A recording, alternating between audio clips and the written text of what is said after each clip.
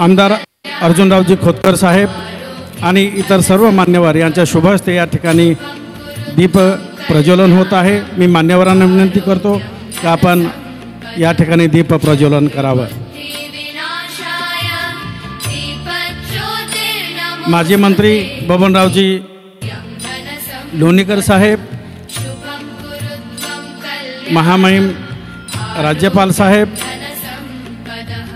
आमदार अर्जुनरावजी खोतकर साहेब या सर्वांच्या शुभ हस्ते या ठिकाणी दीप प्रज्वलन होत आहे। आपण टाळ्यांच्या गजरामध्ये या दीप प्रज्वलन कार्यक्रमाचं स्वागत करावं।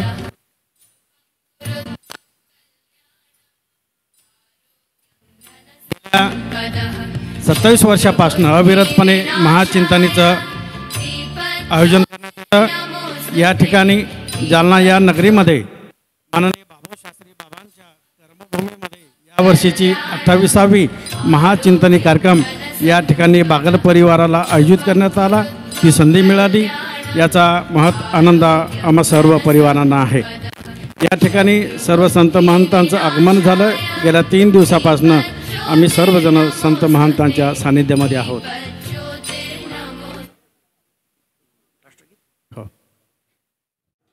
यांचे सर्वप्रथम मी आभार मानतो। त्यांच्या या व्यस्त कार्यक्रमातून त्यांनी वेळ देऊन सतत 28व्या चिंतनीला येथे येऊन त्यांच्या पावन स्पर्शाने आज हा सभामंडप पावन झाला। तसेच चिंतनेचे स्वागताध्यक्ष माननीय आमदार अर्जुन भाऊजी खोतकर यांनी या चिंतनेच्या जडणघडणीपासून माझ्या खंबीर पाठीशी उभा राहून जे काही सहकार्य केलं त्याबद्दल मी त्यांचेही आभार मानतो। बाबांनी जी काही चिंतनेची बीज रोवलं होतं 28 वर्षापूर्वी त्याचा आज वटवृक्ष येत आहे आणि त्याच्या पारंब्या निश्चितच यायला चालू झालेले आहे असं मला म्हणायला हरकत नाही। कारण याच पारंब्यामुळे आपण सर्वजण इथे जमले आहोत। मी सर्व पहिल्यांदा चिंतनी पूर्णपणाने ऐकलेली आहे आणि ही चिंतनी ऐकत असताना निश्चितच मला जो अनुभूती आली, बाबांनी कदाचित 28व्या वर्षी जे स्वप्न बघितलं होतं समाज कसा घडला पाहिजे, आज समाजामध्ये जी काही दुरा निर्माण झालेली आहे, पंथामध्ये जी दुरा निर्माण झालेली आहे आणि मला असं वाटतं त्याचं एक उत्तर आहे एकत्र करण्यासाठी, ते म्हणजे महाचिंतनी। 800 वर्षापूर्वी चक्रधर स्वामींनी जो काही पंथ सांगितला, महानुभाव पंथ, त्या पंथाची ह्या चिंतनेनिमित्त मी जो काही थोडा बहुत अभ्यास केला, जे काही ह्या 3 दिवसामध्ये जे काही ऐकलं, खूप मोठमोठ्या वक्त्यांना ऐकलं आणि त्यांनी जो काही आपण जसं दूध उसळतो आणि लोणी काढतो, जसं देव आणि दानवांनी सागर मंथन करून त्याच्यातले बहुमूल्य रत्न सागरातून मिळवले, त्याच पद्धतीचा अनुभूती आज मला या चिंतनीमधून होत आहे। आणि मला असं वाटतं की हा जे काही बहुमूल्य रत्न आज आम्हाला या चिंतनीतून मिळालेले आहेत आणि निश्चितच आमच्या भावी आयुष्यासाठी मी अनेक डॉक्टर मंडळी इथे येऊन गेली, अनेक मंडळी येऊन गेली आणि त्यांचा एक महानुभाव पंथाकडे बघण्याचा, प्रत्येक संप्रदायाकडे बघण्याचा निश्चितच नजर बदलून गेली। आणि मला असं वाटतं हे फक्त आणि फक्त महाचिंतनी आणि ह्या सर्वांचं एक संमेलनच करू शकतं।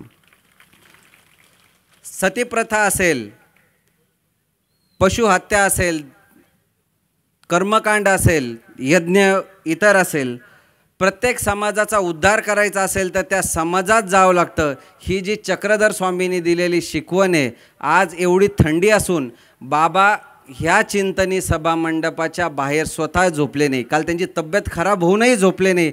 हे जे काही आपल्या कर्तृत्वातून दाखवून देण्याचं, कर्मातून दाखवून देण्याचं, कृतीतून करून दाखवण्याचं जे बाबांनी जे पिंडा घालून दिलेलं आहे, मला असं वाटतं निश्चितच हा आपल्या सर्वांसाठी मार्गदर्शनीय आहे। सामाजिक समता आणण्यासाठी आपण बघतो अलीकडल्या काळामध्ये खूप संत महंत त्याच्यासाठी त्यांनी आपला जे उपदेश केला सामाजिक एकता समता येण्यासाठी. आणि चक्रधर स्वामींनी हेच 800 वर्षापूर्वी सांगितलं की ज्यावेळेस इंटरनेट नव्हतं, फेसबुक नव्हतं. मला असं वाटतं अशा या महान वैचारिक एक देवदूत आपल्यामध्ये अवतरून गेले आणि निश्चितच या भारतवर्षाला त्यांनी एक वेगळा संदेश दिला. जाती धर्म प्रत्येक धर्मामध्ये मला असं वाटतं आणि हा जो काही भेदाभेद आहे हे मिटवण्यासाठी जे काही वक्ते इथं आले त्यांनी खरंच निश्चितच इथे बसवेश्वर आणि चक्रधर स्वामींचं कंपॅरिझन सांगणारे म्हणजे तुलना करणारे वक्ते आले. बौद्ध आणि चक्रधर स्वामींबद्दल सांगणारे वक्ते आले. काही अपंग व्यक्ती की ज्यांनी आपल्या मनामधला जो काही न्यूनगंड आहे तो हाणून पाडला की जो एक व्यक्ती 140च्या स्पीडनी फक्त पायाने जर गाडी चालवू शकतो तर याच्यासारखा आपल्याला उपदेश घेण्यासारखी गोष्ट नाही. पेरे पाटील असतील किंवा अशी मान्यवर की जे आपल्या डोक्यामध्ये आपल्या कृतीतून यांनी समाज घडण्यासाठी काम केलेलं आहे. अशा सर्वांची ऐकण्याची पर्वणी आपल्याला इथे निश्चित मिळाली. त्यामुळे मी या सर्वांचे वक्त्यांचे सगळ्यांचे आभार मानतो.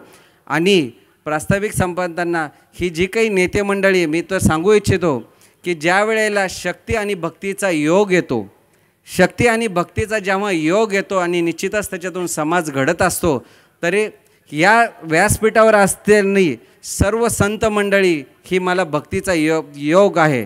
आणि या व्यासपीठावर विराजमान महामहिम राज्यपाल साहेब असतील, भाऊ असतील, लोणीकर साहेब असतील, या सर्वांची मला नेहमी साथ मिळत आलेली आहे. आणि मला असं वाटतं या चिंतनी चांगली होण्यामागे या सर्वांचा मोलाचा वाटा आहे. आणि याचमुळे मी एवढा हे खारीचा वाटा घेण्याचा प्रयत्न करू शकलो. धन्यवाद.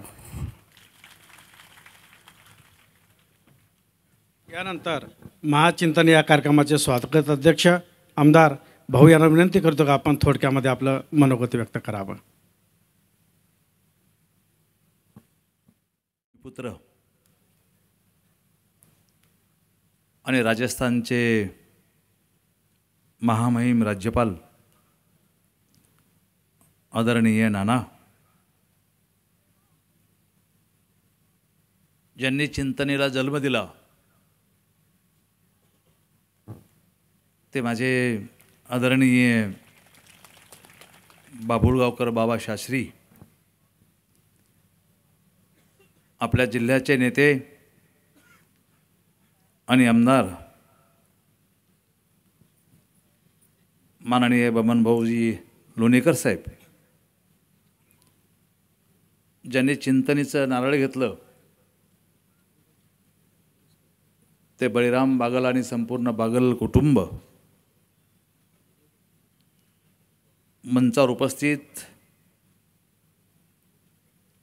योगेशजी अक्कर, सुदामजी शास्त्री, चिंतनेचे प्रमुख, ज्यांच्या हातामध्ये पुढची सूत्र आता या ठिकाणी जाणार आहेत, माननीय कमलाकरजी बाबा, कोमलजी ठाकरे, संदीप राज कपाटे, पंडितरावजी भुतेकर, आमच्या चव्हाणताई, आमदार सभापती शिवत पठाडे, चिंतनेमध्ये सहभाग नोंदवणारे संपूर्ण महाराष्ट्रातील कानाकोपऱ्यातून आलेले प्रमुख मान्यवर बंधू भगिनी, सर्व सन्मानाने साधू संत, उपस्थित बंधू आणि भगिनींनो, चिंतनीचा स्वागत अध्यक्ष म्हणून मी निश्चितपणे महामहिम राज्यपाल महोदयांचे मनापासून या ठिकाणी स्वागत आपल्या सर्वांच्या वतीनं आणि बाबांच्या वतीनं या ठिकाणी स्वागत करतो. आपण गेली 28 वर्ष न चुकताही या चिंतनेला कायम या ठिकाणी भेट देत आलेला आहात. आम्हाला असं वाटलं होतं की यावर्षीचं आपली भेट कदाचित चिंतनीला होऊ शकणार नाही, कारण की एवढ्या मोठ्या राज्याची जबाबदारी ही आपल्याकडे आहे. परंतु आपल्या मनातला भाव आणि आपली चिंतनीशी असणारी जोडल्या गेलेली नाळ, आपण माननीय राज्यपाल झाला तरीही आपण ही नाळ या चिंतनेसाठी सोडली नाही किंवा तोडली नाही, ही बाब आमच्या सर्वांसाठी अत्यंत महत्त्वाची आणि तेवढीच ऊर्जा देणारी आहे. मला असं वाटतं की राज्यपाल पद मिळाल्यानंतर जेव्हा नाना चिंतनीला सोडू शकत नाहीत, आपण तर फार क्षुल्लक आहोत, आपण तर फार छोटे आहोत, आणि खरं तर त्यातून नानाच्या आगमनामुळं या चिंतनीला पुन्हा बळकटी, या चिंतनीचं महत्त्व अधोरेखित या ठिकाणी होणार आहे. आणि मला निश्चितपणे आपल्या सर्वांना सांगितलंही पाहिजे की ज्या पद्धतीनं बाभुळगावकर शास्त्रीने हे उभा केलं, रक्त आटवून उभा केलं किंवा परिश्रम करून उभा केलं, गेल्या 28 वर्षाचा काजाळ्यापासून सुरू झालेला हा प्रवास आपण बघतो की एक वेगळं स्वरूप या राज्यामध्ये, या चिंतनेने या ठिकाणी घेतलेलं संपूर्ण राज्यामध्ये पाहायला मिळतं. मी बाबाशी मागाशी बोलत होतो की बाबा, एक चिंतनी आपण अशी घेऊया की जी मला घेणं आवश्यक वाटती. त्या बाबतीत मी बाबाशी बोललो आणि बाबांनी सांगितलं की या संदर्भामध्ये मी काम करतोस, माझं कामही चालू आहे. मी त्यांना म्हटलं, बाबा आपली वेळ निघून गेलेली आहे, आपल्यावर संस्कार आता काय होतील न होतील, हे वय आता फार संस्कार करण्याचं किंवा जे ऐकलं तेवढं समजून घेण्याचं आहे. पण ज्यांच्यावर खरे संस्कार करायचे आहेत ते शाळकरी मुलं आणि महाविद्यालयीन मुलं मुली, यांच्यासाठी पालकांची एक चिंतनी वेगळी घ्या, जेणेकरून येणारी पिढी एक वेगळ्या अर्थाने जे मुलांची आत्मजाणीव असेल किंवा आत्मविश्वासात असेल, ज्या काही सुधारणा, आत्मजाणीव आणि आत्मसुधारणा यामध्ये, आत्मविश्वास यामध्ये काही सुधारणा या चिंतनेच्या माध्यमातून आपल्याला जर करता आल्या तर निश्चितपणे मुलांचं वागणंही सुधरेल आणि मुलांची शैक्षणिक प्रगतीसुद्धा या ठिकाणी होऊ शकेल. हा विषय मी बाबासमोर मांडल्यानंतर बाबांनी निश्चितपणे त्याला होकार दिला. बाबा, मी चिंतनी परिवाराकडून आपला मनापासून आभार व्यक्त करतो की अशा एक महत्त्वाच्या विषयावरती आपण या संदर्भामध्ये पुढाकार घेण्याच्या संदर्भात आपण या ठिकाणी विचार केला. चिंतनीचा हा प्रवास निश्चितपणे छोटा नाही, एक महत्त्वाचा विचार.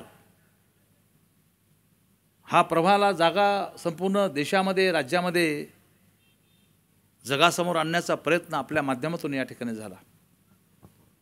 मग तो महानुभाव संप्रदायाचा विचार असेल,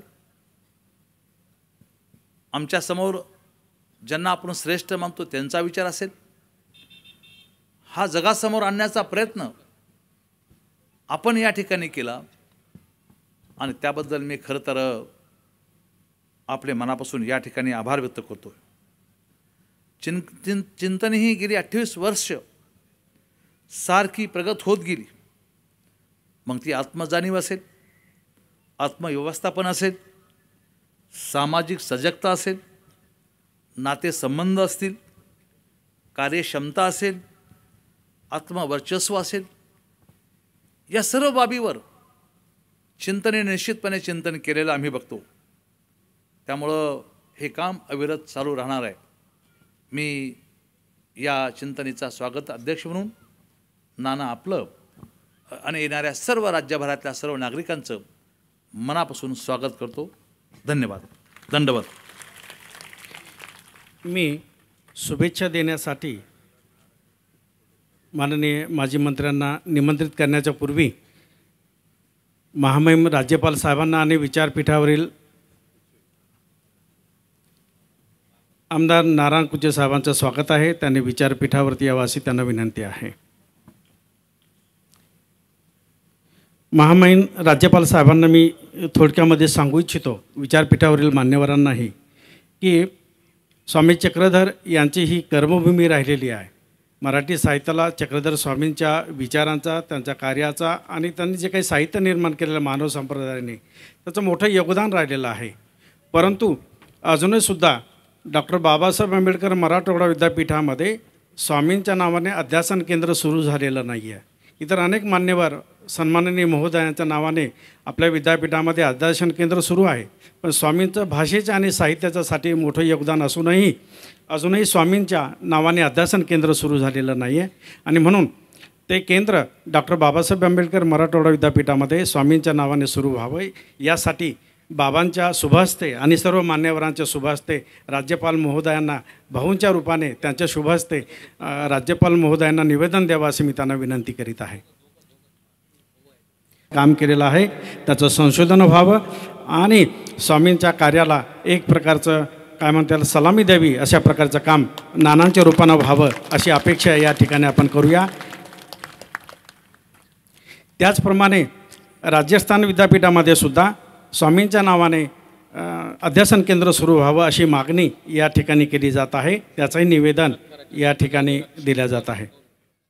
महाराज यांनी या महाचिंतनी कार्यक्रमाचं नियोजन करण्याच्या संदर्भात या ठिकाणी जालन्याची निवड केलेली आहे. मी शास्त्रींचे आणि सर्व मानभाऊ पंथाच्या पदाधिकाऱ्यांनी या कार्यक्रमाचं नियोजन केलं, त्याबद्दल सर्वांचे आभार मानतो. आजच्या कार्यक्रमाला महाराष्ट्राचे आपले भूमिपुत्र राजस्थानचे राज्यपाल माननीय हरिभाऊजी बागडे यांनी या ठिकाणी या कार्यक्रमाला वेळ दिल्याबद्दल जालना जिल्ह्याच्या वतीनं मनापासून नानांचे आभार मानतो. जिल्ह्याच्या वतीनं त्यांना धन्यवाद देतो. या कार्यक्रमाचे स्वागत अध्यक्ष माननीय आमदार व माजी मंत्री माननीय अर्जुनरावजी खोतकर, कार्यक्रमाला उपस्थित माननीय आमदार अनुराधाताई चव्हाण, माननीय नारायणरावजी कुचे, या कार्यक्रमाचं संपूर्ण नियोजन ज्यांनी केलं ते डॉक्टर बळीरामजी बागल आणि संपूर्ण बागल परिवार. आजच्या या कार्यक्रमाला उपस्थित सर्व मान्यवर, आमच्या सर्व भगिनी, अतिशय शिस्तबद्ध पद्धतीनं या कार्यक्रमाचं नियोजन झालेलं आहे. परवा मी या कार्यक्रमात येऊन गेलो आणि अतिशय शिस्त या ठिकाणच्या कार्यक्रमाचं नियोजन पाहून मला सुद्धा आनंद वाटला. मी प्रभावित झालो. या ठिकाणी महानुभाव पंथ जे काम करत आहे त्याचं कौतुक झालं पाहिजे. आणि हरिभाऊजी बागडे राजस्थानचे राज्यपाल असताना या महाचिंतनीच्या जालन्याच्या कार्यक्रमाला आले, यावरून आपण अंदाज काढा की समाज घडवण्याचं काम, हिंदुत्वाचं काम, देशाच्या रक्षणाचं काम, वृक्षारोपणाचं काम, स्वच्छता अभियानाचं काम, असे वेगवेगळे काम महानुभाव पंथाच्या वतीनं राज्यभरात देशभरामध्ये केले जातात. माझ्याकडं परतूरला एक कार्यक्रम झाला, मंठा तालुक्यातल्या केंदळीला कार्यक्रम झाला आणि मी या कार्यक्रमाला उपस्थित होतो. त्यावेळी मी जे काही त्या ठिकाणी व्याख्यान ऐकलं, प्रबोधन ऐकलं आणि खरोखर हे देशभक्तीचं काम आहे, राष्ट्रनिर्माणाचं काम आहे. राजा चक्रधरांचा इतिहास खूप मोठा आहे. वेळ खूप कमी, आपल्याला सगळ्यांना या गोष्टी माहीत आहेत. ज्याप्रमाणे रयतेचे राजे छत्रपती शिवाजी महाराज होऊन गेले, त्याच पद्धतीनं राजे चक्रधर स्वामी हे सुद्धा होऊन गेले आणि त्यांचा इतिहास, त्यांचं कार्य देशभराच्या माध्यमातून नेण्याचं काम शिबिरांच्या माध्यमातून, चिंतनीच्या माध्यमातून चालू आहे. मी केंदळीच्या कार्यक्रमात सांगितलं की महानुभाव पंथाच्या वतीनं जिथं जिथं श्रीकृष्णाचं मंदिर बांधलं जाणार आहे, त्या प्रत्येक मंदिराच्या समोर 10 लाख रुपयाचा एक सभामंडप मी माझ्या मतदारसंघात सगळ्या गावामध्ये देईल. आणि म्हणून आपण देशभक्ती निर्माण करण्याचं काम करत आहात. ज्वलंत हिंदुत्व आणि सारे धर्मपंथ एकत्र आणण्याचं काम आपण करत आहात. मी सर्व जिल्ह्याच्या वतीनं महानुभाव पंथाचे आणि बाबुळगावकर आचार्य महाराज यांचे मनापासून आभार मानतो, नानांचे आभार मानतो. अतिशय चांगल्या कार्यक्रमाला आपण या ठिकाणी आम्हाला बोलवलं, त्याबद्दल मनापासून आभार, धन्यवाद. जय हिंद, जय महाराष्ट्र.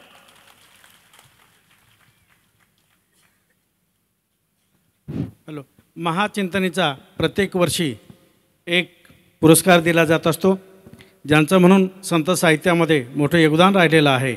लेखनाच्या रूपाने, विचाराच्या रूपाने आणि अन्य स्वरूपामध्ये अशा मंडळींना, विचारवंताला, साहित्यकाला, अभ्यासकाला चिंतनीचा प्रत्येक वर्षीचा पुरस्कार दिला जातो. यावर्षीचा पुरस्कार नागपूरहून आलेले संत साहित्याचे गाढे अभ्यासक डॉक्टर कोमल ठाकरे यांना दिला जात आहे. आपण त्यांचं टाळ्या वाजून स्वागत करूया. आणि त्यांना जे काही सन्मानचिन्ह आणि पुरस्कार दिला जात आहे त्याचं वाचन डॉक्टर राजेंद्र राऊत सरांनी करावं अशी मी त्यांना विनंती करतो आहे.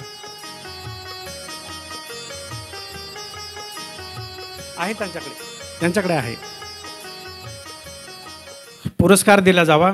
माननीय महामहिम राज्यपाल हरिभाऊजी बागडे नाना आणि विचारपीठावरील सर्व मान्यवरांना मी विनंती करतो की आपण कोमल ठाकरे सरांना हा पुरस्कार प्रदान करावा आणि राजेंद्र राऊत सरांनी या प्रमाणपत्राचं वाचन करावं.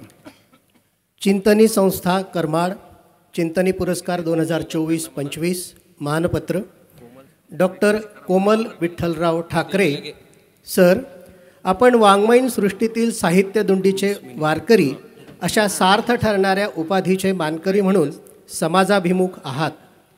विविध साहित्य प्रवाहातील चौफेर स्वरूपातील लेखन व आपल्या ओजस्वी वाणीतून आपण करीत असलेले समाज प्रबोधन आपल्या ज्ञानाचे व्यापकत्व व सखोल चिंतन अधोरेखित करणारे आहे.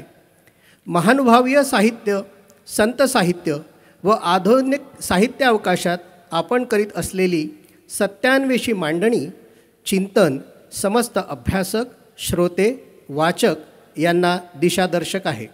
साहित्यातील मूल्यसंस्कार व वर्तमान काळातील जीवन जाणीवांचा अन्वय साधत आपण करीत असलेली साहित्यसेवा दीपस्तंभ समान असून येणाऱ्या पिढ्यांना प्रेरणादायी ठरत आहे. आपल्यातील या जाज्वल्य साहित्याध्यासासाठी व ज्ञानदानाच्या नेत्रदीपक कार्याकरिता आपणास चिंतनी परिवारातर्फे गौरवान्वित करण्यात येत आहे. पुढील निरामय जीवन प्रवासासाठी व सृजनशील निर्मितीसाठी हार्दिक शुभकामनांसह हे मानपत्र समर्पित करीत आहोत. मी प्राध्यापक डॉक्टर कोमल ठाकरे सरांना विनंती करतो की आपण आपलं मनोगत. दत्तात्रय प्रभू, कचरा स्वच्छ करून गोमती नदीत टाकून आपल्याला अंतर्बाह्य शुद्ध करणारे भगवान श्री चक्रपाणी महाराज, परोपकार करणारे मायबाप झालेले श्री गोविंद प्रभू, मानवतेचा महान संदेश देणारे श्री चक्रधर स्वामी आणि गीतेसारखा महान ग्रंथ ज्ञान, कर्म आणि भक्ती योगातून समन्वयातून आपल्या नव्हे संपूर्ण दुनियेला देणारे भगवान श्री कृष्ण, या पंचकृष्णाच्या चरणी प्रथमतः विनम्र दंडवत प्रणाम करतो. आजच्या या कार्यक्रमाचे उत्सवमूर्ती, आकर्षक राजस्थानचे राज्यपाल महोदय महामहिम यांना दंडवत प्रणाम करतो.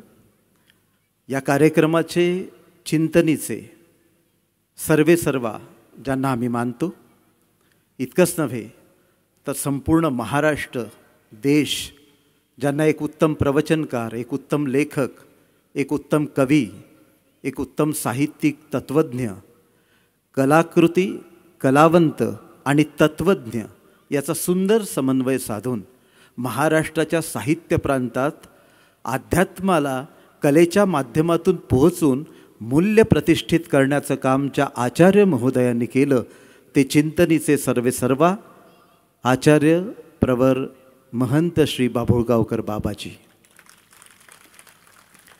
या चिंतनपीठावर उपस्थित सन्माननीय माजी मंत्री, माननीय आमदार महोदय, माननीय आचार्य प्रवर महंत महोदय, इथे उपस्थित तपस्विनी, वासनिक आणि समस्त भाविक जन हो, प्रथमतः मला हा पुरस्कार दिल्याबद्दल मी आणि साहित्य प्रांतात मूल्यधिष्ठित काम करणाऱ्या तमाम रसिकांच्या वतीनं आणि आम्हा सर्व कुटुंबियांच्या वतीनं ज्यांनी आम्हाला चक्रधर स्वामींबद्दलचं प्रेम निर्माण केलं त्या सर्वांबद्दल कृतज्ञता व्यक्त करून मी मनपूर्वक हा पुरस्कार स्वीकारतो आहे. मला कल्पना आहे अतिशय कमी वेळ आहे आणि महामहिम राज्यपाल साहेबांना आपल्याला ऐकायचंही आहे, पण मी तुम्हाला आपणा सगळ्यांना सांगितलं पाहिजे की ही चिंतनी, महाचिंतनी ही कशासाठी, कोणत्या कारणासाठी याच्याबद्दल माननीय प्राध्यापक बागल सरांनी वर्तमानपत्रात अतिशय सुंदर असा मार्मिक लेख लिहिला. तो लेख आपण सर्वांनी वाचावा, म्हणजे महाचिंतनी मागची मूल्यधिष्ठित समाज निर्माण करण्यामागची मुख्य भूमिका आपल्याला लक्षात येईल. सज्जन हो, अनादि अनंतासारखा सनातन हा शब्द आहे. प्राचीन, कर्मठ, अचल, अविभाज्य निष्ठा सांगणारा हा शब्द आहे आणि म्हणून सनातन या अर्थानं स्वामी सनातनी होते असं मी मानतो.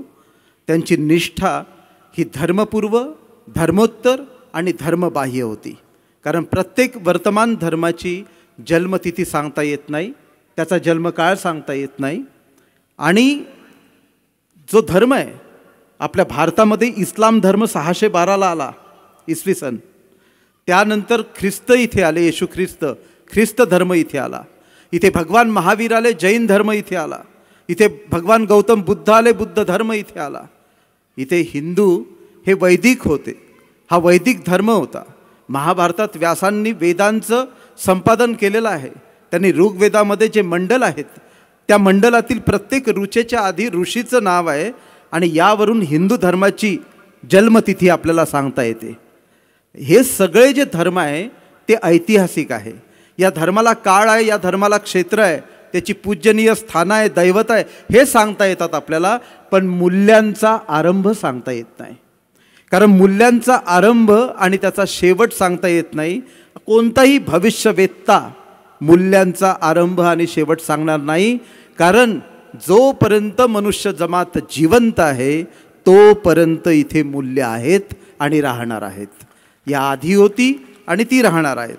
सत्य, अहिंसा, असंग्रह, त्याग, नीती, माणुसकी या प्रवृत्तींना इतिहास नाही, वर्तमान नाही, भविष्यकाळ नाही.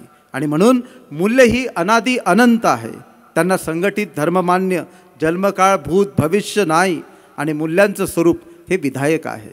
मानवी जीवनाला सायभूत ठरणारे, त्याला उन्नत करणारे हे मूल्य आहे. आणि या मूल्य धर्माशी स्वामींचं सनातनत्व जुळलेलं आहे असं मी मानतो. जगातल्या सर्व धर्मांना कवेत घेणारा आणि तरी पुरून उरणारा असा एकच धर्म मानवता धर्म, मनुष्य धर्म. या धर्माशी स्वामींचं नातं आहे. हे का आहे? कारण मनुष्य मात्र होऊनही असावे हे स्वामींनी सांगितलं. जीव ओवाळून प्रेम करावा असा शब्द इथे जीव आहे. ज्याच्यासाठी प्रज्ञेनं उड्डाण घ्यावं असं सत्य इथे माणूस आहे. आणि ज्याच्या भोवती प्रज्ञेनं रुंजी घालावं, सौंदर्य असं फक्त आणि फक्त इथे जीव आहे आणि म्हणून त्या जीवाचा उद्धार करण्यासाठी स्वामींना आपलं आयुष्य वेचलं हे आपल्याला माहिती आहे. आणि म्हणून येथे जातीकुळ नाही, येथे खुंट दावे नाही, इथे शिखासूत्राचा त्याग करायला सांगितला आणि सगळ्या उच्चकुलीन लोकांना आपल्यासोबत स्वामींनी घेतलं आणि इथे अस्पृश्यांना आलिंगन दिलं. इथे चांभार असणाऱ्या दाखोबाला स्थिती प्राप्त करून दिली आणि मातंगाला लाडू दिला आणि ब्राह्मण शिष्याच्या मनातला विकल्प दोष दूर स्वामींनी काढला. चातुर्वर्ण चरेत भक्षम घर न निवडता भिक्षा कीजे असं म्हणणारे स्वामी, असं सांगणाऱ्या स्वामींनी या समाजामध्ये समता प्रस्थापित करण्याचं काम केलं. अहो इतकंच काय, स्त्री पुरुषामध्ये सुद्धा समानता निर्माण करण्याचं काम केलं. तुमचा तो जीव आणि त्यांचा काय जीवलिया, तुमचा देव देव राखतो आणि यांचा जीव अनेदेव राखतोय काय, असे प्रश्न करून स्त्री आणि पुरुष हे दोन्ही घटक अत्यंत समान आहे असं सांगणारे स्वामी. अहो तितकंच काय, त्याच्याही पलीकडे जाऊन सगळे जीवमात्रा, प्राणी पक्षी हे सगळे समान आहे. या भूतमात्रावर आपण प्रेम केलं पाहिजे, या प्राणीमात्रावर प्रेम केलं पाहिजे, त्यांना आपलंसं मानलं पाहिजे. आणि म्हणून प्राणीमात्रांना अभयदान देणारे स्वामी या दुनियेत पहिल्यांदा दिसतात आणि या दुनियेचा क्षेत्रवासी असणारा पारधी याला ज्ञानसूत्र देणारे स्वामी पहिल्यांदा आहेत. आणि प्राणी पक्ष्यांना या महात्मे हो म्हणणं, इतकी सौजन्यशीलता भारताच्या भूमीमध्ये स्वामींच्या ठिकाणी दिसते. तुम्ही भूतमात्रा अभय देयावेजी असं म्हणणारे विश्व करुणाकर ते दिसतात. तुम्हा परस्परे परमप्रीती होवावी, एथची सेवा भूता अविरोधे करावी, आपलिया पडिलियाची सेवा सृष्टुजा कीजिये हे सांगणारे स्वामी, सेवाभाव सांगणारे स्वामी. हे मूल्य आहेत जी आज हरवलेली आहे. आजचा अस्वस्थ वर्तमान आम्हाला अस्वस्थ करतोय आणि ह्या अस्वस्थ वर्तमानाने कोणाला अस्वस्थ केलं नाही, इथल्या संतांना अस्वस्थ केलेलं आहे, इथल्या प्रतिभावंतांना अस्वस्थ केलेलं आहे. अहो प्रायश्चित्ताच्या रूपानं आचार्य बाभुळगावकर बाबांनी काय लिहिलं हे करुणेचं स्तोत्र आहे आणि त्या करुणेच्या स्तोत्रातून तीच अस्वस्थता आहे, तीच वेदना आहे जी बुडते हे जन देखविना डोळा जी तुकारामांना जाणवली. सुखिया सब संसार है खाए और सोए, दुखिया दास कबीर है रोये और गाये. कबीर हा रडत असतो आणि गात असतो कारण या समाजामधलं दुःख त्यांना भावत नाही, ते अस्वस्थ करणारं असतं. आणि तेच भावना राष्ट्रसंत तुकडोजींना जाणवली. मैं कवि नहीं करुणा हूँ ऊन दीन की दुखियों की, मैं साधु नहीं साधना हूँ प्रेम की सतनेम की, ना शांति है मुझ में हूँ मैं पिछड़े जनों की भावना, इंसान बनने जो चले मैं उनकी हूँ शुभकामना. ही शुभकामना असणारे राष्ट्रसंत ह्या सगळ्यांनी आम्हाला मानवतेचा संदेश दिला, मानवता सांगितली, माणुसकी सांगितली. कारण ह्या बुडणाऱ्या जनांकडे पाहून आजची अस्वस्थता विदारक करणारी अत्यंत वाईट अवस्था आहे. भ्रष्टाचारानं देश पोखरत चालला आहे, धर्मांधता आहे, जातीयता आहे अजूनही वाढत चालली आहे. हा संतांचा, विचारवंतांचा, सगळ्या महानुभावांचा देश आणि या देशामध्ये असल्या प्रकारची किलमिश येता कामा नये. एकतर आजारांचं आक्रमण होतेच, माणूस हवालदिल होतो आणि माणूस माणुसकी सोडून वागायला लागतो, तेव्हा ही महाचिंतनी इथे मूल्यांची प्रतिष्ठापना करण्यासाठी जागृत होते. महाचिंतनीचं कार्य महत्त्वाचं कोणतं आहे मित्रहो, मूल्य ही शिकवावी लागत नाही, व्हॅल्यू ही शिकवावी लागत नाही. Value cannot be taught, you must cot. मूल्य ही पकडावी लागतात. वर्गामध्ये मूल्य विद्यार्थी पकडतात, या समाजामधले मूल्य या सगळ्या माणसांनी पकडावीत. ती रुजवण्याची काय कारण, आम्ही काय रुजवू शकणार आहोत. अहो ती पकडली पाहिजे. माणसांना चांगल्या लोकांचा सत्कार होताना, माणसांना गुणवत्तेची कदर होताना, आजूबाजूच्या समाजातल्या लोकांना नैतिक जीवन जगणाऱ्या माणसाचं जीवन किती उत्तुंग होते हे दाखवणारा समाज आणि हे दाखवणारी व्यवस्था निर्माण करण्याचं काम ज्या महाचिंतनीच्या माध्यमातून गेल्या 28 वर्षापासून होते ते अतिशय महत्त्वाचं आहे. ते अतिशय महत्त्वाचं आहे. भारतीय सांस्कृतिक जीवनातलं, सामाजिक जीवनातलं जे विषमताग्रस्त जीवन आहे ते विषमताग्रस्त जीवन नष्ट व्हावं. विषमतेचे विषाणू घुसडणारे हात पुन्हा जन्माला येणार नाही असं सांस्कृतिक पर्यावरण इथं निर्माण व्हावं, यासाठी स्वामींनी दिलेला मूलमंत्र या चिंतनीच्या माध्यमातून जातो. आणि म्हणून विकार विकल्प शून्य होईजे, प्रिय वक्ते या होवावेची, अहंतेचे मूळ सकंदी उपटावे नायका, मग शांतीचे रोप लावावे. हे सांगितलेलं आहे. आणि आम्ही काय करतो हो, हे शास्त्र घेईजे घोकीजे मग काळे करुणी उपयोगा जाये. हे काळे करून उपयोगी जाण्यासाठी जो आमचा प्रयास असतो त्या प्रयत्नाला दिलेलं एक पारितोषिक म्हणजे आजचा पुरस्कार आहे असं मी मानतो. मला इथे स्थान दिलं, बोलावलं, मला ऐकून घेतलं, सहन केलं आणि आदरणीय आचार्य बाभुळगावकर बाबांनी माझ्यावर प्रेम निर्माण केलं, त्यांनी प्रेमाचा पुरस्कार दिला, त्याबद्दल त्यांचे शतशः आभारी मानतो. थांबतो. दंडवत प्रणाम. मी आदरणीय बाबांना विनंती करतो की आपण या प्रसंगी आपले विचार व्यक्त करावेत. मार्गदर्शन केलं आहे. व्यासपीठावरील सर्व मान्यवर मंडळींना कळवण्यात येते की नुकताच राज्यस्तरीय पुरस्कार संत तुकारामांचे अभंग एक चिंतन या ग्रंथासाठी जालन्याचे तथा पठाणचे भूमिपुत्र डॉक्टर सुभाष बागल सरांना या ठिकाणी राज्यस्तरीय पुरस्कार मिळालेला आहे. त्याबद्दल महामहिम राज्यपाल नानांना अशी विनंती करण्यात येते की डॉक्टर सुभाष बागल सरांचं त्यांनी शाल श्रीफळ देऊन स्वागत करावं. डॉक्टर सुभाष बागल सर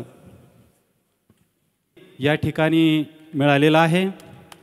त्याबद्दल महामहिम राज्यपाल नाना डॉक्टर सुभाष बागल सरांचं या ठिकाणी मनापासून स्वागत करत आहेत.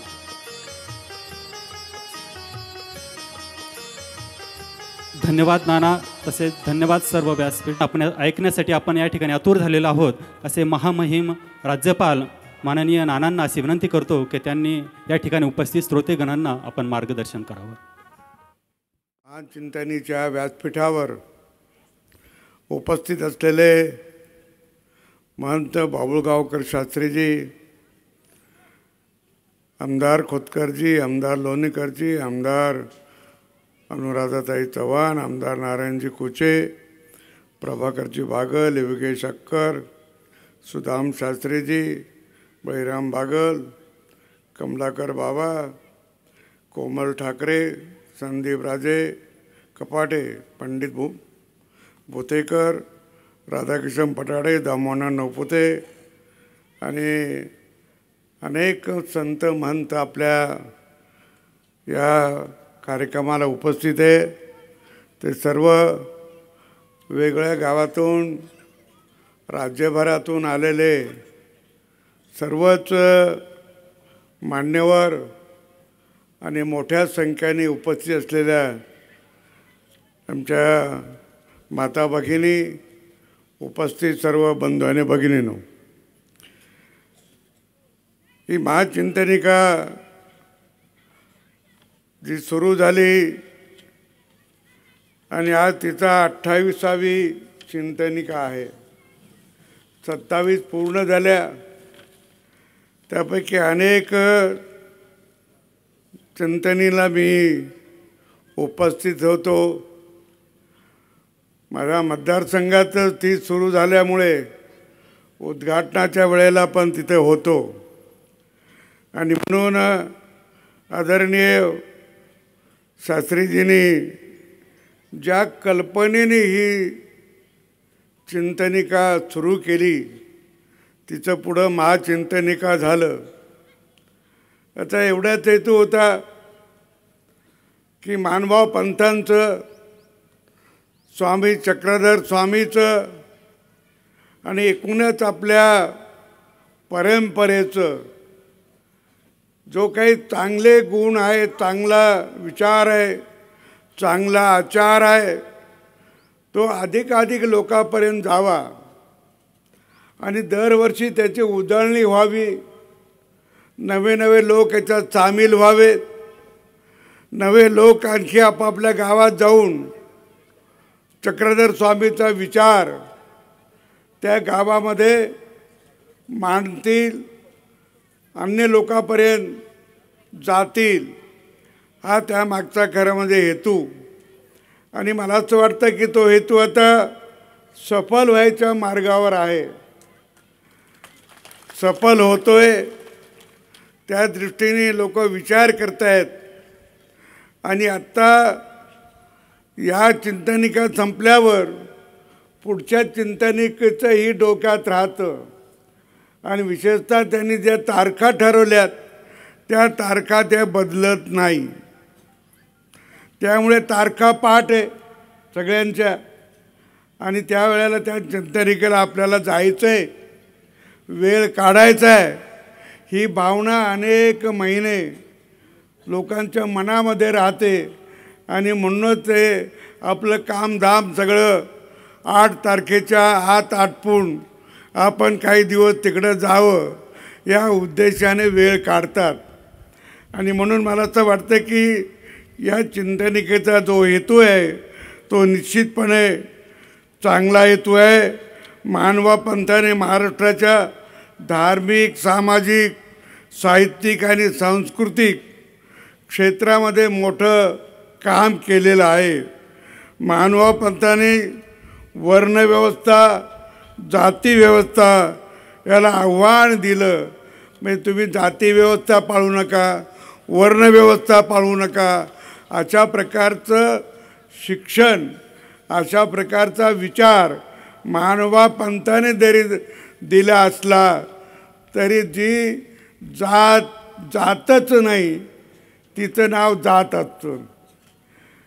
आणि म्हणून ती जात नाही आपल्या मनातून, तिचं नाव जात आहे. ती जावी.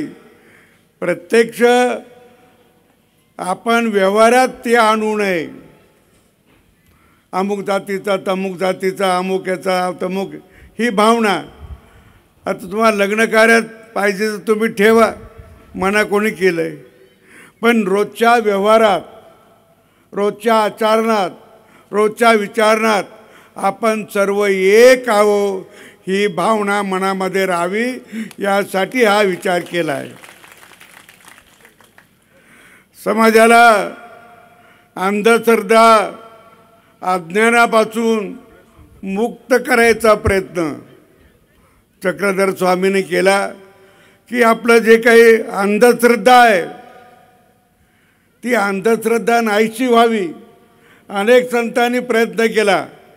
आम्ही अजूनही माणसं आजारी पडले की कुठेतरी जाऊन एखादा अंगारा तरी लावतो, सकून तरी पाहतो, त्या देवाला तरी जातो आणि तिथं नारळ तरी फोडून येतो.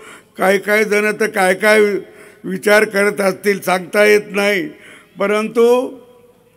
परंतु हे जे अंधश्रद्धा आहे आपली, आता देवावर भक्ती करणं, श्रीकृष्णावर भक्ती करणं, श्रद्धा ठेवणं ही अंधश्रद्धा नाही. तर आजारी पडल्यानंतर सकून पाहणं आणि कोणीतरी आम्हाला येऊन मदत करील, परमेश्वर आमच्या पाठीशी उभा राहील, या पोराला परमेश्वर येऊन रात्री औषध देऊन जाईल आणि तो बरा होईल, याला अंधश्रद्धा म्हणतात. आणि ती आपण पाळायची आवश्यकता नाही. आणि अंधश्रद्धा आणि नवस हे जे आहे, मला सांगावं की न सांगावं, पण तुकाराम महाराजांचं एक ओवी याच्यात फार कडवट आहे. अतिशय कडवट ओवी आहे तुकाराम महाराजाची. ते म्हणे, नवसा साये पोरं होती. नवसानी जर पोरं होत असती, नवसा साये पोरं होती, मग का करावा लागे पती. इतकं रोखठोक तुकाराम महाराजांनी सांगितलं तरी आम्ही अजून विसरलो नाही. आम्ही ते नवस साय अजून चालू आहे. ती अंधश्रद्धा आपण संपवावी. या मानवा पंथाच्या आदरणीय शास्त्री बाबांनी सामाजिक धार्मिक साहित्यामध्ये खूप मोठा प्रयत्न केला. बाबा तसे शाळेत जाऊन शिकले नाही, आम्ही तर पुष्कळ शिकलो आहे. आम्हाला ती बुद्धी आली नाही. बाबा शाळेत गेले नाही तर ती बौद्धिक क्षमता आली, ती बुद्धी तयार झाली, ती स्मरणशक्ती तयार झाली. कशामुळे झाली? तर ती एकाग्र चिंतानी, एकाग्र भावनेने, मनापासून त्यांनी जे काही अध्ययन केलं, जे काही ऐकलं, जे आपल्या मनात साठवलं, बाबांनी जे ऐकलंय ते आपल्या मनात साठवलंय, आपल्या डोक्यात साठवलंय आणि त्याच्यामुळे त्यांची बौद्धिक क्षमता वाढत वाढत वाढत वाढत त्यांना एवढा मोठा विचार सुचायला लागला, तो त्यांनी मनापासून केला. म्हणून तुमच्या आमच्या मनात असेल तर नक्की यश येतं, पण मनातच नसेल तर यश येणार नाही. आणि मग कुठली गोष्ट करायची असेल तर मनापासून करा. मन तुम्हाला सांगितलं मन वढाय सांगितलं ना परवा. मन कसं वढाळ असतं ते पण सांगितलं. आणि मन कसं घडतं, मन कसं घडू शकतं, मन कसं घडवलं पाहिजे हेही आपल्याला सांगितलं. त्या बहिणाबाईचं उदाहरण दिलं आहे. तुम्ही कविता ऐकल्या बहिणाबाईची, त्याच्यातली आणखी एक कविता एक छोटीशी. ती चिमणी आहे, चिमणी आपल्या शेतात असते, ती गावात असते, झाडावर असते, घरावर असते, बारीकशी एवढी एवढी चिमणी. त्या चिमणीबद्दल ती बहिणाबाई सांगते की इवलीशी तिची चोच. काय इवलीशी म्हणजे थोडकी बारीक.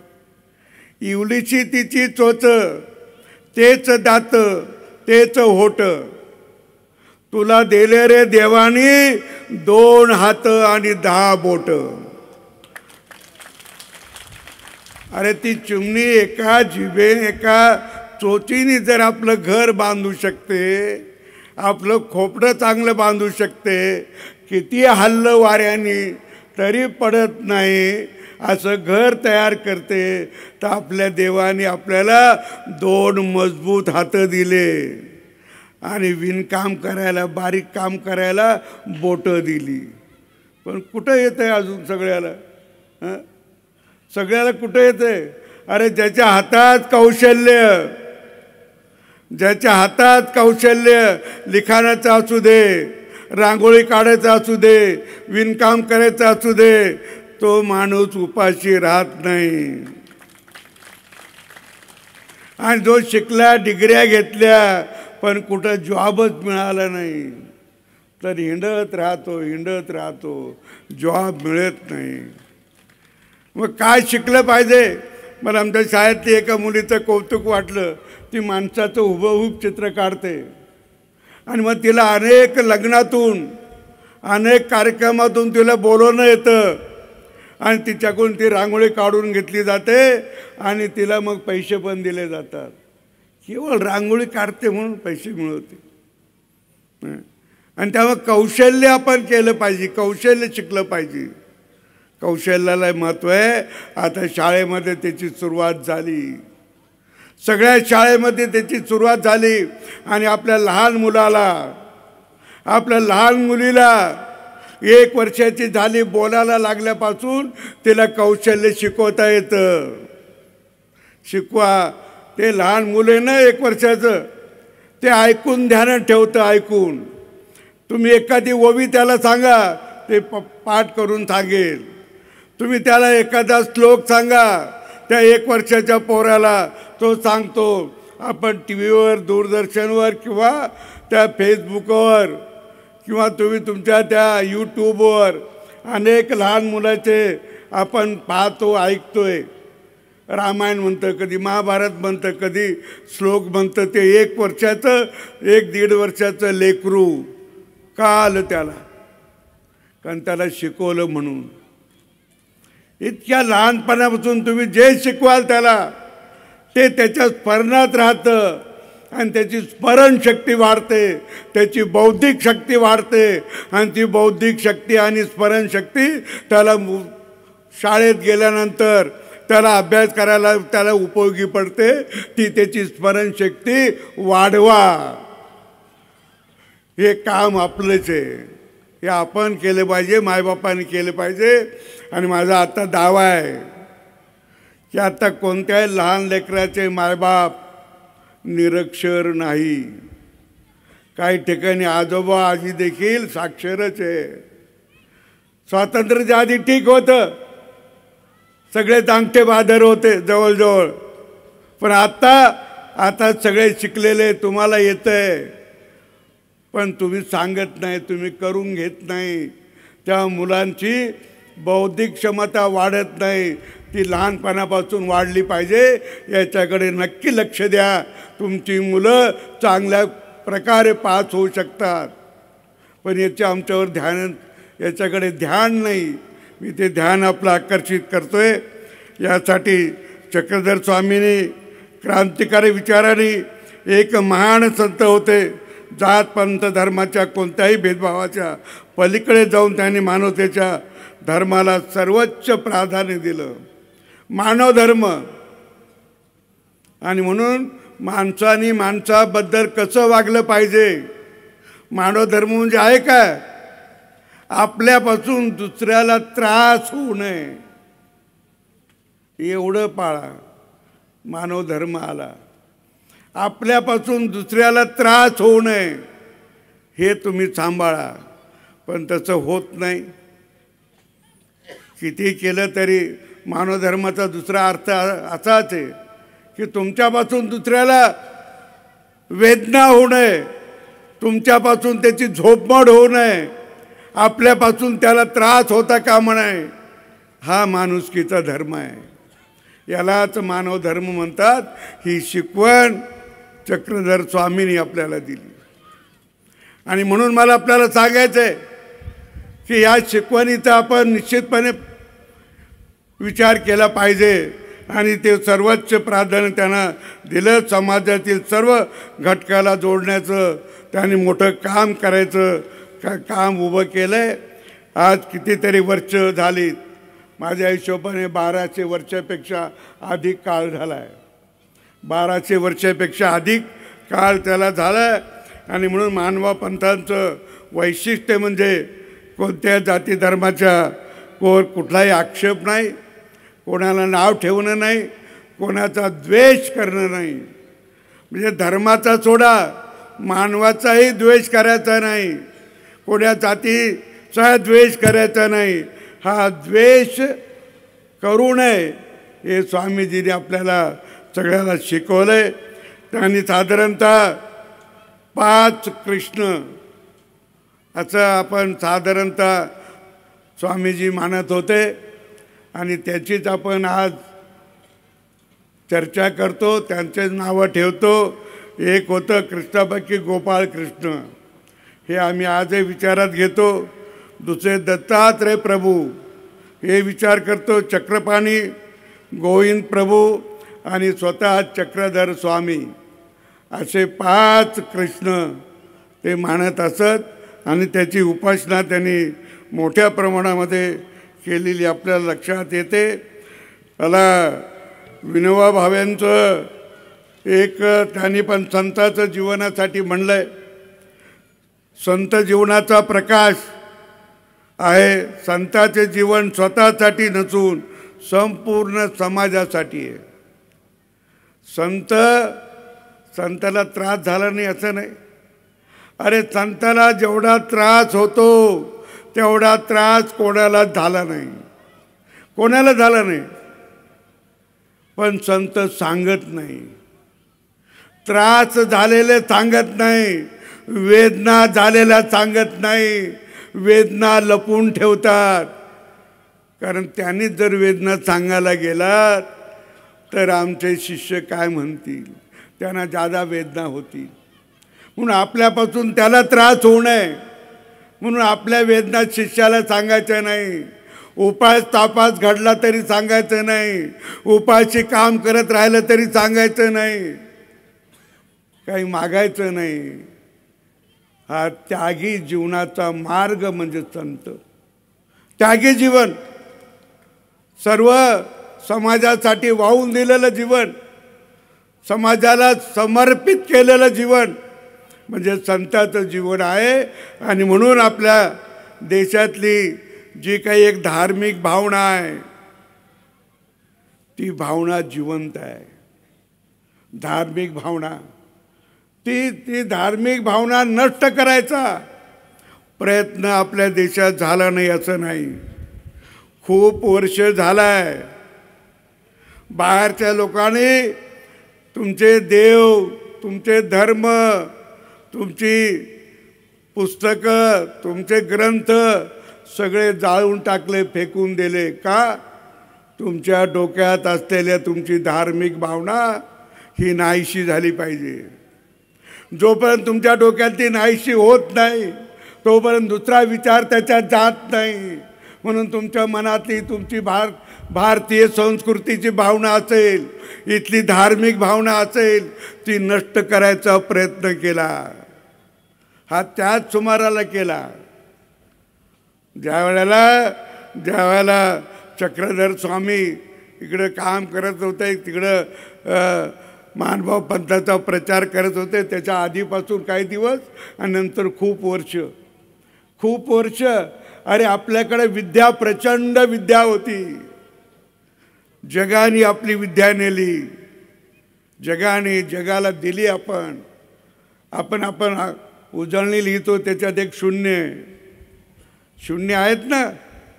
शून्याला काही अर्थ नाही. शून्याच्या पुढे कितीही शून्य लावले तरी त्याला काही अर्थ नाही. पण शून्याच्या मागं आकडा असेल तर त्या शून्याला महत्त्व आहे. आम्ही शून्यच आहोत, पण आमच्या मागे पार्टीचे किंवा समाजाचं जे आकडे आहेत त्याच्यामुळे महत्त्व आहे. समाजाचे आकडे मागे, पार्टीचे आकडे मागे, म्हणून या शून्याला किंमत असते. हे शून्य कोणी शोधलं?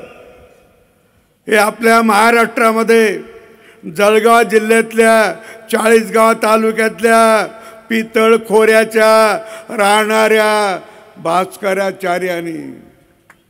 भास्कराचार्यांनी शोधलंय. आणि भास्कराचार्यांनी ते शोधलं आणि जगाला दिलं. जगामध्ये तोपर्यंत शून्य नव्हतं. दशमलव पद्धती जगाला कोणी दिली असेल तर ती भारताने दिली. एवढी उच्च कोटीतली परंपरा आमच्याकडे आहे. आणि ही परंपरा त्यावेळेला भास्कराचार्यांनी, ते मोठे गणित तज्ज्ञ पण होते, लीलावती नावाचा ग्रंथ लिहिला. त्यांच्या मुलीचं नाव होते लीलावती. त्या मुलीने विचारलं त्याच्या बापाला, बाबा तुम्ही सांगता की सूर्य स्थिर आहे, पृथ्वी फिरते, पृथ्वीच्या भोवती चंद्र फिरतो, मग पडत काऊन नाही? भास्कराचार्यांनी उत्तर दिलं, ते एकमेकाला आकर्षण करतात म्हणून पडत नाही, वरच्यावर एकमेकाला खेचतात. त्याच्यानंतर 300-400 वर्षांनी गुरुत्वाकर्षणाचा शोध लागला आहे. गुरुत्वाकर्षण 300-400 वर्षांनी हे घडले. 1100 किंवा 1235ला 1135ला भास्कराचार्यांनी सांगितलं आणि 1530ला तो शोध लागलाय. आता कोणी लावला, कोणी न्यूटन म्हणतं तर कोणी कोपर्निकस म्हणतंय, तर शोधतोय मी पण ते, पण असं लोक सांगतात. आणि त्यामुळे ही विद्या आपल्याकडे होती. आपल्या वेदात आहे, यजुर्वेदात त्याचा उल्लेख आहे, सगळ्याचा उल्लेख आहे यजुर्वेदामध्ये. मी ज्या राजस्थानमध्ये जातो तिथं सगळे वेद पाठ करणारे लोक आहे. मी सहज एकाला विचारलं अशा प्रकारचा श्लोक आहे का, त्याने मला लगेच म्हणून दाखवला. म्हणजे पूर्ण वेद पाठांतर असलेले लोक आहेत, आजही करतायत. आणि विद्या होती. आणखी एक गोष्ट सांगतो, नालंदा विश्वविद्यालय तुम्ही सगळ्यांनी ऐकलंय. जगातले लोक तिथे शिक्षण घ्यायला येत होते, जगातले. तिथं पहिल्यांदा आला तो बख्तूर खिलजी. तिथे आल्यावर आजारी पडला. त्यावेळेला बख्तूर खिलजीला त्याच्याबरोबरचे लोक होणे, याला औषध द्या, याला काहीतरी देऊ, आणि कोणीतरी डॉक्टर बोलवा, कोणीतरी वैद्य बोलवा. नालंदा विश्वविद्यालयामधले आयुर्वेदाचे प्रमुख हे त्याला भेटायला आले. त्यांनी त्याला तपासलं, सांगितलं की मी तुला औषध देतो. पण ते बख्तूरजी काय म्हणलं की हे काफर लोक आहे, यांचं औषध मी घेणार नाही. पण तरी लोक आग्रह करत होते. मग त्या वैद्यांनी त्यांना सांगितलं, हे जर बख्तुरुद्दीन खिलजी कुराण वाचत असेल तर कुराणच्या पानाला भस्म लावून देतो, औषध लावून देतो, आणि त्याला चव होती. जिभेला बोट लावायचं, पानं उलटायची, जिभेला बोट लावायचं, पानं उलटायची. ते पावडर त्याच्या जिभेला लागत होतं, हळूहळू पोटात गेलं, तो बरा झाला. आणि बरा झाल्यावर काय करावं त्यांनी सांगितलं हे काफाराचं ग्रंथालय आहे, ही काफारांची विद्या आहे, ही काफारांची विद्या आपल्या देशात नाही, हिला जाळून टाका. जाळलं. 3 महिने ग्रंथालय जळत होतं. भारतातलं ग्रंथालय, तिथं जगातले लोक येऊन शिक्षण घेत होते. हे अशी अनेक उदाहरणं आपल्याला सांगता येतील. आणि आपली संस्कृती बिघडवायचं काम कोणी केलं असेल तर ते शिक्षा पद्धतीने केलं आहे. आपला तो थॉमस मॅकॅलो ज्यांनी शिक्षा पद्धती आणली, त्यांनी म्हटलं की भारताची संस्कृती जर मुळापासून नाहीशी करायची असेल तर त्याची शिक्षा पद्धती बदला, शिक्षा पद्धती बदला. त्याचं शिक्षण बदललं की त्याचे विचार बदलतील, त्याचे आचार बदलतील, संस्कृती बदलू शकते. हा विचार त्यांनी केलाय. माझं म्हणणं आहे की आपण या सगळ्याचा अभ्यास केला पाहिजे, विचार केला पाहिजे, आणि निश्चितपणे त्याचा अभ्यासही करावा असं मला वाटतं. मी थोडक्यातच बोलणार आहे, मला आणखी एक कार्यक्रम आहे. पण आपल्या मानवा पंथाचं जे सुरुवात झाली आणि त्याच्यानंतर आपल्या देवगिरीचे राजे जे होते कृष्णदेवराय या देवगिरीचे राजे होते. ते 1247 ते 1260 या काळामध्ये राजे होते. विलक्षण पराक्रमी होते. त्यांचा मानवा पंथाशी संबंध आला. त्याला कण्हेर देव ते म्हणायचे, कण्हेर देव. कृष्णदेव नाही म्हणायचे, कण्हेर देव म्हणायचे. आणि म्हणून या देवगिरीचे राजे सुद्धा मानवा पंथाचे होते. त्यांची चक्रधर स्वामीची आणि कृष्णदेवरायाची भेट कुठं झाली तर ती झाली लोणारला. याच म्हणजे जिल्ह्याला लागून असलेला मेकर तालुक्यातलं लोणार गाव आहे, त्या ठिकाणी या दोघांची भेट झाली. हा इतिहास आहे.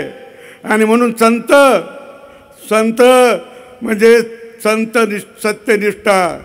सत्यनिष्ठा ऋषीमुनींनी केलेला स्वधर्मनिष्ठा. आणि आणखी एक सांगायचं की या यदुवंशातली त्यांची जी एक महिला होती, कृष्णदेवरायाची भावजाई, ती महानुपा पंथाची ती चांगली उपासिका होती, महानुपा पंथाची. हे पण आपल्याला इतिहासामध्ये सापडेल. दुसरी गोष्ट की यादवाच्याच कारकिर्दीत 1228 पंढरपूरला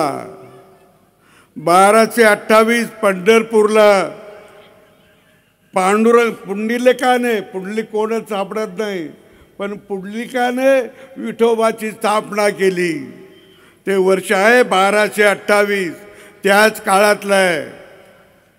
स्वामी चक्रधर स्वामीच्याच काळातलं आहे. ते पण आपण याच्यात लक्ष द्यावं.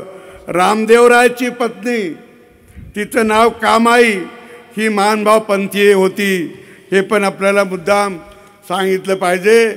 मी महाराष्ट्राचं नाव कोणी ठेवलं याचाही उल्लेख मानभावाच्या त्या विचारात आणि त्यांच्या पुस्तकात सापडतोय. मला एक पुस्तक वाचायला मिळालं.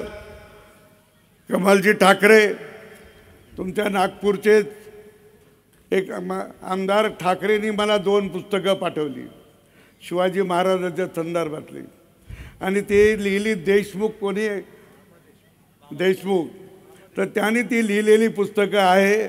आणि ती मी वाचत असताना मला एक पॅरा सापडला त्याच्यात. महानुभाव आचार महाभाष्य, ते पुस्तक काय मी पाहिलं नाही, तुम्ही पाहिलं असेल तर शोधा कुठं. पण हे महानुभाव आचार महाभाष्य हे जे पुस्तक त्यावेळचं लिहिलं गेलं त्याच्यामध्ये महाराष्ट्राचा उल्लेख आहे. आता ते देशमुखांनी लिहिलं, देशमुख तुमच्या नावाचे गावाचे जे, त्यांना शोधायला लावा किंवा तुम्ही शोधा ते पुस्तक कुठे आहे म्हणून. त्याच्या रेफरन्सवरून मी सांगतोय की देश भणिजे खंडमंडळ, मग देशाचं एक खंडमंडळ आहे असं त्यानं म्हणायचं. दैसे फुले गणा मासोनी दक्षिणेस मराठी, भाष ते तुला गई वर्ते ते तुले एक मंडळ. ते तुले म्हणजे तिथपर्यंत असं त्याचा अर्थ आहे. तयाशी उत्तरे बालेघाट, बालाघाटाचा डोंगर आपल्याकडं आहे. तयाशी उत्तरे बालाघाट, ऐसे एक खंडमंडळ, मग उभय गंगा तीर. आता गंगा गोदावरीला गंगा म्हणतात का आणखी त्या गंगेला माहीत नाही, परंतु त्याच्यामध्ये उल्लेख आहे मग उभय गंगा तीर तेही एक खंडमंडळ. आता तयापासूनी मेघ कर घाट, मेघ घाट म्हणजे तो तसावा, ते एक खंडमंडळ. तयापासूनी अवघे वराड, वराड तुमचं तयापासून अवघे वराडापर्यंत ते एक खंडमंडळ. पर अवधीची मिळवणी, अवधीची म्हणजे सगळे मिळवणी, अवधीची मिळवणी महाराष्ट्र बोलीजे,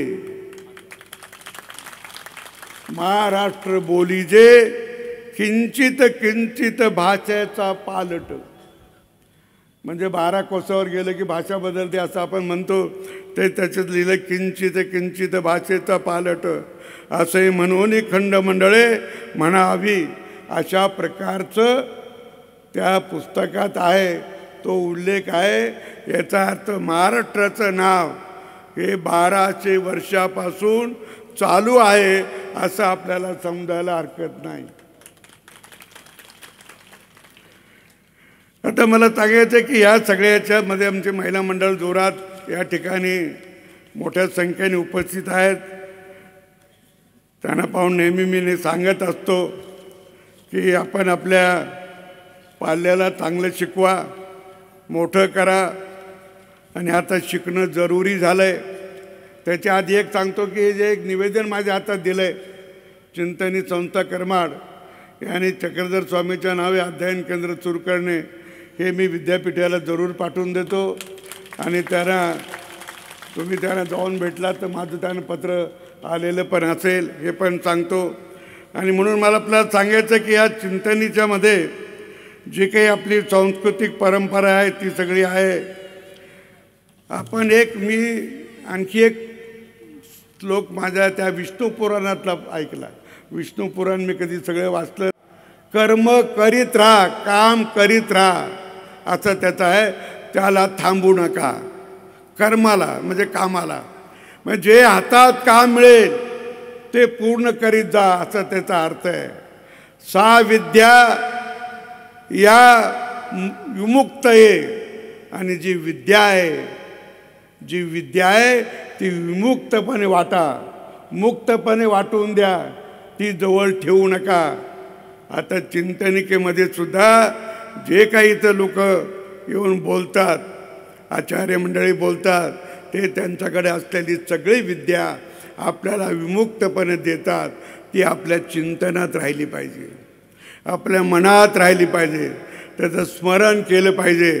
आणि स्मरण करताना देखील आपल्याला वारंवार त्याची आठवण झाली पाहिजे, तरच या महाचिंतनिकचा अर्थ पूर्ण होईल. महिलांसाठी एकच सांगेल की मला मागे सांगितलं असेल काही महिला आणि माझं भाषण ऐकलं असेल तर त्यांनी ऐकलं असेल. यशवंतराव चव्हाणाच्या आईचं उदाहरण आहे. यशवंतराव चव्हाण किती मोठे झाले, या देशाचे उपपंतप्रधान झाले, महाराष्ट्राचे मुख्यमंत्री झाले. महाराष्ट्र त्यानेच खेचून आणला आहे. त्यांचे वडील वारल्यानंतर त्यांचे वडील इंग्रजाच्या पोस्टात काम करत होते. त्यांचे वडील वारल्यानंतर यांना 4 भावंड आहे, 4 लेकरं. मग त्यांच्या आईने काय केलं की गावात 1-2 एकर जमीन होती, फार नव्हती, ती कोरडवाहू. मग त्या कराडला आल्या आणि कराडला एक खोली भाड्याने घेतली आणि त्या मुलाला शाळेत घातलं. आणि त्यानंतर आता त्या खोलीचं भाडं कुठून द्यायचं, पोरांचं शिक्षण कसं करायचं, म्हणून त्या माऊलींनी काय केलं सांगू. त्या माऊलींनी केलं की लोकांचं त्यावेळेला चक्क्या नव्हत्या, एवढ्या इलेक्ट्रिकच्या इंजिनवरच्या चक्क्या नव्हत्या, हाताने दळा लागत होतं जात्यावर. सांगितलं असतं ना परवा, घरोटा घरोटा घरटातून पडे पिठी वगैरे वगैरे काय जे असेल ते. परंतु त्या माऊलींनी काही श्रीमंत लोकांचे दळण आणायचं, रात्री दळायचं, सकाळी नेऊन द्यायचं आणि काय पैसा 2 पैसे 4 पैसे मिळतील ते आणायचे आणि त्याच्यावर मुलाचं शिक्षण करायचं. केवढा दूरचा विचार केला. ती रडत बसली नाही माऊली, घाबरून गेली नाही, अरे हिमतीने उभी राहिली आणि मुलांना शिकवलं. मुलगा एवढा प्रचंड हिमालय एवढा तो माणूस झाला, इतकं तिने शिकवलं यशवंतराव चव्हाणाला. तर त्यावेळेला रात्री 2 वाजता उठायची दळायला आणि ज्यावेळेला जातं चालू झालं की पोरं पण उठायची आवाजाने. मग पोराला एका मांडीवर घ्यायची, एका हाताने पोराला थापटायची, दुसऱ्या हाताने ती जातं ओढत राहायची आणि ओवी म्हणायची.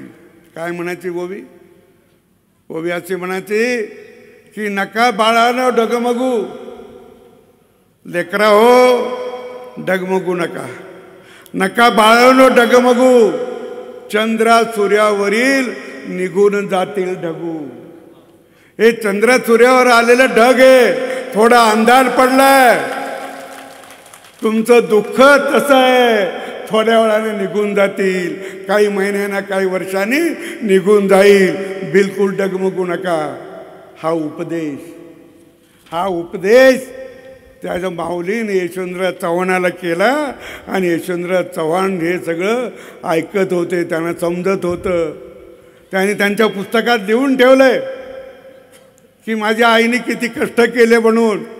आणि कष्टाला सीमा नसते, कष्टाला सीमा नसते. आपल्या देशाची संस्कृती कोणी जीवन ठेवली असेल तर या माऊल्यांनी ठेवली, हेही तितकंच खरं आहे.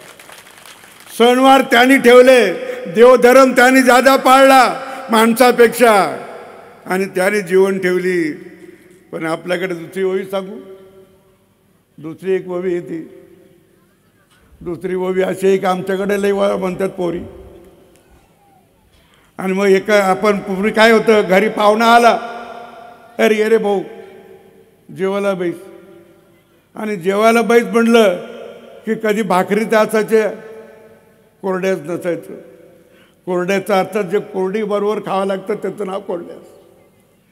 आणि त्यामुळे कोरड्याच नसलं की मग शेजाऱ्या पाजाऱ्याकडून मागून आणायचं. तेव्हाला देते होते लोक एकमेकाला.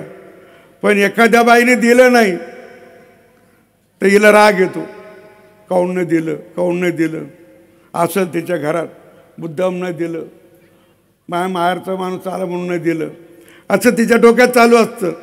पण ती रात्री जात्यावर बसली की मग ती पण ओवी म्हणते. काय म्हणते? शेजारीनं बाई कोरड्याचं तू नाही दिलं, शेजारीनं बाई कोरड्याचं तू नाही दिलं, तुझ्या उरावर ग पिठलं केलं. धन्यवाद.